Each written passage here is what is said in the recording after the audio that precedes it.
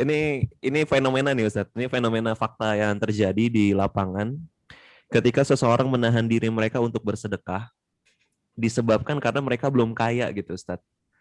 Kan tadi kan kalau misalnya kita lihat bagaimana supportnya para sahabat yang agnia gitu ya, bagian yang termasuk di antara orang-orang yang kaya, itu kan mereka mensedekahkannya nggak sedikit gitu Ustadz. Itu jumlahnya luar biasa gitu.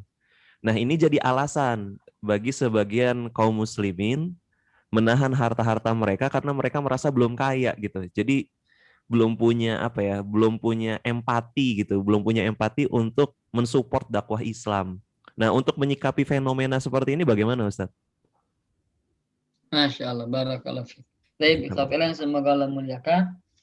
Bagus ya pertanyaannya.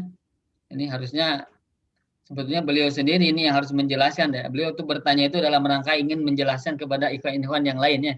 Barakallahu fiik, Masya Allah. Jazakumullah khairan. Tarik. Baik, nggak apa-apa lah. Saya mewakili jawaban antum ya, insya Allah.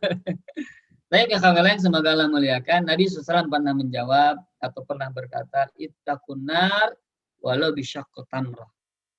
Bisyaqqi tamrah. Takutlah kalian kepada neraka walaupun dengan sebiji kurma. Artinya padamkan api neraka itu, artinya jauhkan diri kita dari neraka dengan hanya sebiji kurma. Kalau kita mau menghitung ya, berapa harga satu biji kurma? Parek, mohon maaf, saya nggak tahu nih, berapa 1 kilo kurma sekarang? Ada yang 100.000 ya, ada yang Ya, berapa? ajo aja segitu Ustaz ya, 100 Ya, 120 kalau ribu. misalnya taruhlah 100.000 ya, misalkan 100.000. 1 kilo. Berapa kira-kira butiran kurma itu dalam 1 kilo itu? Kan misalkan saya belum pernah ngitung ya, tapi kira-kira lah ya, misalkan 200 butir. Berarti 100.000 dibagi 200. Berarti berapa ya? 100.000 bagi 200. Berapa Pak Rek? 500, 500. 500. 500. Berarti satu kurma itu berbanding dengan harga satunya berarti 500. Walaupun bisa jadi lebih kurang ya. Hitung aja nanti sendiri, antum beli kurma kemudian di pasar, kemudian tumpahkan dan hitung satu persatu. Itu dibagi itu. Itulah satu kurma nilainya. Bisa jadi hanya Rp500. 500 apa? Perak. Masya Allah. Maka jangan kata Nabi SAW, maka jagalah kalian dari api neraka walaupun dengan sebiji kurma. Artinya kalau kita rupiahkan, takutkanlah diri kalian, jagalah ke diri kalian dari api neraka walaupun bersedekah hanya dengan 500 perak. Dan ini alhamdulillah sudah banyak mempraktekkan ya, akhirnya di masjid-masjid memasukkan kenceleng itu 500 ya. Ini dalilnya, Masya Allah, ini bagus ya. Jadi apa namanya itu 500 perak ya enggak masalah, hanya 500 masukkan dengan ikhlas, insya Allah Allah Subhanahu wa taala akan melipat gandakan. Tapi ya kabel yang semoga Allah muliakan, yang dimaksud dengan satu buah kurma ini, kita tidak memiliki apa-apa kecuali hanya satu buah kurma.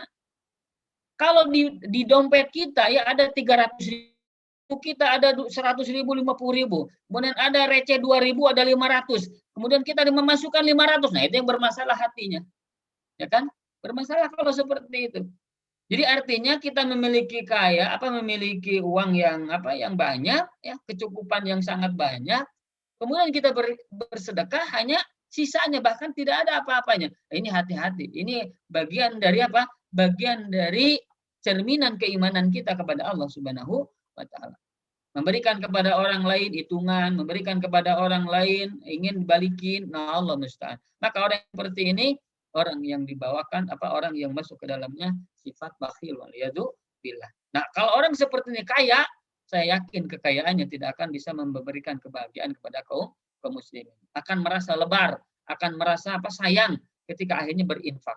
Maka ketika kita ya untuk seperti itu kita belajar dari awal mula ketika kita belum kaya, infakkanlah sebagaimana apa yang kita bisa. Kalau kita punya berapa misalnya 100.000, ya kita infakkan berapa? Misalkan 10.000, 20.000, ya cukupkan kepada keluarga, kemudian kita infakkan kepada yang lainnya. Intinya yang semoga Allah muliakan, jangan lihat berapa nilainya, tapi berapa besar pengorbanannya ya. Karena orang yang hanya punya 10.000, dia infakkan 5.000, Masya Allah, ini begitu berat ya di sisinya. Kenapa? Karena duit tidak punya lagi 10.000 ya. Kemudian dia punya uang 1 juta, infak 200.000. Ya, punya uang 1 juta, infak 200.000 ya. Sementara dia nggak tahu nih akan kemana ini nanti nambah uang lagi. Nah, Masya Allah ini bagian dari keimanan yang begitu besar insya Allah di dalam hati. Artinya tidak melihat apa sekali lagi nilai, tapi melihat keikhlasan dan pengorbanan. Apapun yang kita miliki sedikit, itulah korbankan. Ya, kita punya sedikit berapa persen? Ya, 10%-nya, 20%-nya kita infakkan di jalan Allah Subhanahu wa taala ya. Baik, ikhwafillah, semoga Allah muliakan. Demikian mungkin Pak Rek, mungkin ditambah oleh antum, Masya Allah, kalau lebih baik. Silakan Pak Rek, falyatafadhal. Insyaallah. Cukup Ustaz. Jazakallahu khair. Barakallahu fiik. Taufik barakallah.